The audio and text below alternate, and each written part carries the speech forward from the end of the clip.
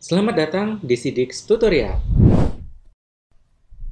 Selamat datang di Sidix Tutorial Part 6, CBT atau Computer Based Test. Setelah kita membuat semua kebutuhan Learning Management System yang sudah kita bahas sebelumnya, yang mana bisa diakses oleh siswa sebagai bentuk materi, kemudian tugas, dan latihan soal, saatnya bagi guru untuk membuat final exam, atau bisa digunakan untuk ulangan harian atau ujian semester. Caranya kita tinggal ketikkan menu CBT. Menu CBT sudah disediakan oleh Sidix untuk mengakomodir kebutuhan untuk kenyamanan pelaksanaan ujian. Sekarang kita praktekkan untuk membuat CBT terlebih dahulu. Setelah kita ketikkan menu CBT, kita langsung menuju ke submenu daftar CBT. Ini adalah contoh yang sudah pernah saya buat sebelumnya. Kemudian kita tambahkan CBT baru dengan klik tambah CBT di sebelah kanan. Sama seperti kita membuat soal, di sini ada ambil dari bank soal atau buat bank soal atau buat soal baru. Agar lebih cepat, saya tinggal ambil dari bank soal saja. Saya ingin mengambil matematika level menengah, langsung saya ambil soal saja, kemudian tambahkan. Maka di sini sudah ada ringkasan untuk pengaturannya. Judulnya saya ganti menjadi, kenapa saya buat seperti ini? Karena agar lebih informatif. Jadi langsung ada mata pelajarannya apa, untuk kelas berapa, dan digunakan untuk ujian atau final exam periode tahun berapa. Tanggal mulainya bisa disesuaikan dengan jadwal ujiannya di masing-masing sekolah. Misalkan saya buat di tanggal 8, tanggal selesai karena ujian ini harus selesai dalam 1 hari. Kemudian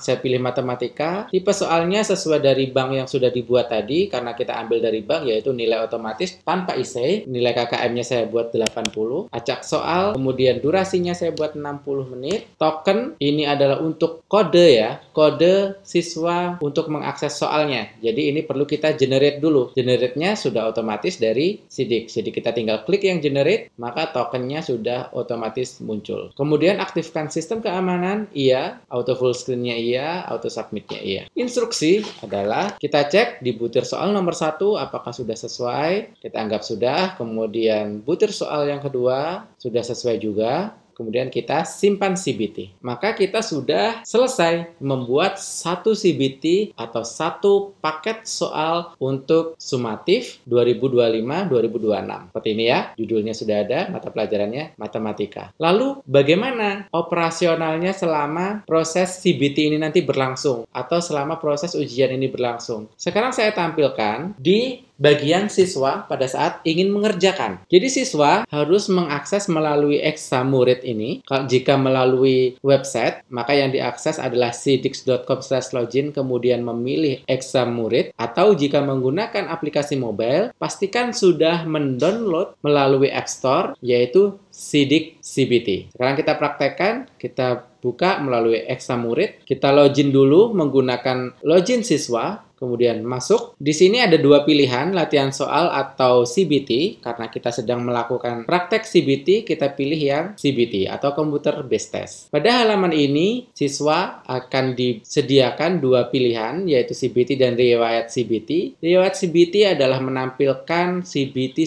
sebelumnya yang sudah pernah dikerjakan. Kemudian untuk mengerjakan CBT yang baru, kita kembali ke menu CBT yang sebelah kiri. Kemudian tinggal masukkan token CBT-nya. Token CBT diambil dari mana? Diambil dari CBT yang sudah dibuat dari guru tadi, yang di-generate langsung dari Sidix. Di sini ya, ini adalah token yang akan saya kerjakan. Jadi tokennya disediakan oleh guru. Guru harus menyampaikan tokennya kepada siswa yang ingin mengerjakan. Jadi token ini saya copy, kemudian saya simulasikan, saya sampaikan ke ruang ujian yang berisi siswa kelas 6 untuk memasukkan token ini sebelum mengerjakan CBT matematika. Nah, di sini kembali ke halaman siswa. Siswa tinggal memasukkan token CBT-nya seperti ini. Dipastikan pengetikannya sudah sesuai tanpa ada spasi. Kemudian klik ikuti CBT sekarang. maka akan muncul informasi mengenai CBT-nya. Di sini judulnya Matematika kelas 6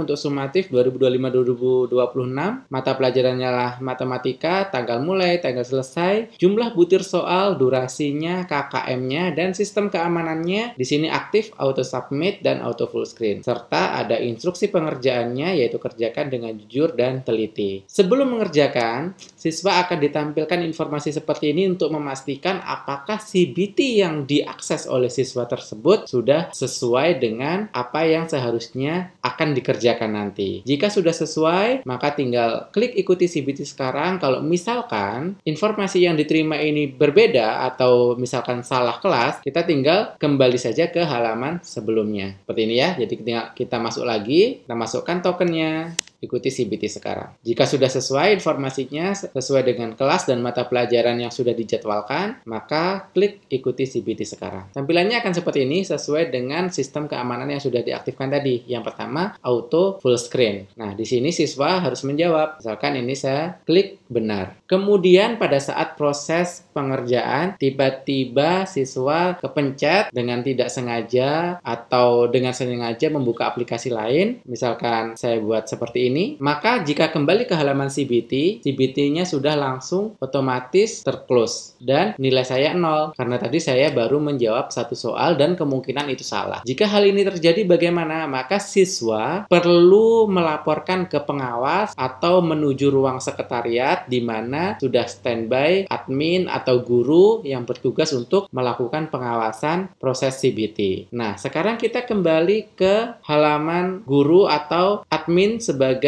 pengawas CBT-nya nanti. Kita ke menu lihat nilai CBT, kemudian pilih mata pelajarannya, pilih CBT-nya, kemudian kelasnya. Kelas 6 di sini. Di sini ada satu siswa, Devi Utami, dengan status sudah dikerjakan. Padahal tadi tidak sengaja keluar aplikasi atau tidak sengaja kepencet ke aplikasi lain atau ke halaman lain atau bahkan dengan sengaja membuka aplikasi lain seperti itu ya, sehingga CBT-nya otomatis terclose karena kita sudah aktifkan keamanannya tadi. Lalu bagaimana ketika hal ini terjadi? Di sini di paling kanan ada kolom aksi. Di sini ada disediakan dua tombol. Yang pertama yang warna merah untuk reset nilai. Kemudian yang paling kanan yang warna kuning, di sini ada lanjutkan ujian. Jadi ketika hal itu terjadi, ketika siswa tidak sengaja membuka aplikasi lain, kemudian CBT-nya tertutup, ada dua opsi yang bisa dilakukan oleh guru atau oleh pengawas, yaitu yang pertama untuk mereset. Jika di-reset, maka siswa akan mengerjakan ulang dari nomor 1. Jawaban yang sudah dipilih sebelumnya akan hilang. Kemudian pilihan kedua, jika guru atau pengawas mengklik untuk lanjutkan ujian, maka siswa akan bisa meneruskan jawabannya. Jadi yang sudah tersimpan akan tetap ada dan bisa melanjutkan ke soal-soal yang belum dijawab. Untuk kasus ini saya buat reset saja. Saya buat reset, silakan di-reset kemudian reset nilai. Jika di-reset nilai maka di sini tidak akan tampil karena Devi Utami tadi sudah berhasil di-reset dan belum selesai mengerjakan CBT. Kita kembali ke halaman siswa. Saya sebagai Devi Utami yang tadi sudah di-reset nilainya, saya tinggal kembali saja seperti ini. Kemudian saya masukkan ulang tokennya, ikuti CBT sekarang, maka saya bisa mengerjakan ulang seperti itu. Nah, sekarang contoh lagi. Di sini di nomor 1 saya akan menjawab 24 atau 26. Saya pilih 26. Kemudian saya next. Di soal kedua, saya belum sempat menjawab. Kemudian, misalkan terpencet lagi gitu ya. Saya alihkan ke halaman lain. Kemudian auto submit. Nilai saya 50. Berarti kemungkinan soal yang sudah saya jawab, jawabannya benar. Tapi saya belum selesai mengerjakan. Maka saya sebagai siswa kembali melapor ke guru atau ke pengawas. Kemudian pengawas akan melakukan aksi lagi. Di sini tadi saya reset. Kemudian saya pilih matematika ya, CBT. Pilih kelasnya. Di sini Devi Utami. Tadi sudah pernah di reset 1 kali. Di sini ada total resetnya. Kemudian aksinya, karena saya melapor lagi ya. Karena saya sebagai siswa melapor lagi, tidak sengaja berpindah halaman, maka untuk aksi yang berikutnya pengawas atau guru memutuskan untuk lanjutkan saja. Kemudian lanjutkan. Sudah berhasil, saya kembali ke Devi Utami, ke halaman CBT-nya siswa. Sebagai siswa, kemudian kembali, masukkan ulang token CBT-nya, ikuti sekarang dan kita ikuti lagi. Di sini ketika kita perhatikan, pada soal ini tadi memang belum dikerjakan. Namun ketika kita next, di soal ini tadi sudah dikerjakan dan di sini jawabannya masih tersimpan. Karena tadi aksinya untuk melanjutkan, bukan reset. Jadi perbedaannya ada di situ. Jika di reset, maka jawaban ini nanti akan hilang, tidak akan tersimpan. Jika kita pilih untuk melanjutkan, maka jawaban yang sudah dijawab sebelumnya akan tetap ada. Kemudian sebagai murid hanya tinggal melanjutkan, menjawab soal yang belum dijawab, dan kerjakan sampai dengan selesai. Maka nilai sudah otomatis keluar karena sudah ditentukan pada saat membuat CBT tadi, tipe CBT-nya adalah nilai otomatis tanpa essay. Jadi, siswa sudah langsung mengetahui berapakah nilai yang didapat. Maka untuk siswa sudah selesai di sini dan kita kembali ke halaman guru. Di halaman guru, di menu lihat nilai CBT tadi, di sini sudah ada untuk mata pelajaran dan nama CBT-nya. Di sini ada Devi Utami dari kelas 6, nilainya adalah 100 dengan total riset 2 dan total melanjutkan 2. Karena tadi ada proses riset dan lanjutkan. Seperti itu, jadi nanti ketika ada banyak siswa yang mengerjakan, maka sudah akan otomatis menjadi daftar ke bawah siapa saja yang sudah selesai mengerjakan CBT. Kemudian di sebelah kiri kita juga ada menu rekap penilaian CBT.